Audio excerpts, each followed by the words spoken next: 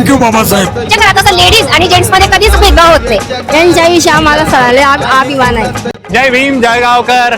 आज आंबेडकर जयंतीचा सगळीकडे उत्साह आहे आणि आपण जाणून घेणार आहोत की लोकांचं बाबासाहेबांच्या योगदानाविषयी नेमकं काय मनोगत आहे. कारण माणूस म्हणून मला आज जे फिरता येतंय, जे बोलता येतंय, जे वावरता येतंय, जे काम करता येतंय, त्यासाठी बाबासाहेब थँक्यू. त्यांच्या निमित्ताने सर्वजण एकत्र येऊन सण आनंद उत्सव मनवतात आहे आणि त्याच्यात आम्ही सुद्धा सहभागी आहे.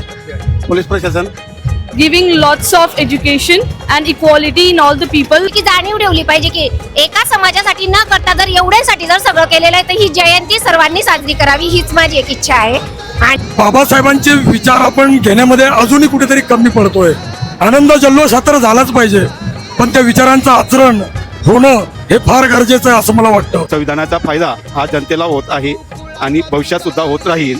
बाबासाहेब आपल्या उत्साहात तर पाहिजे, पण त्यापेक्षा विचारात जास्त पाहिजे.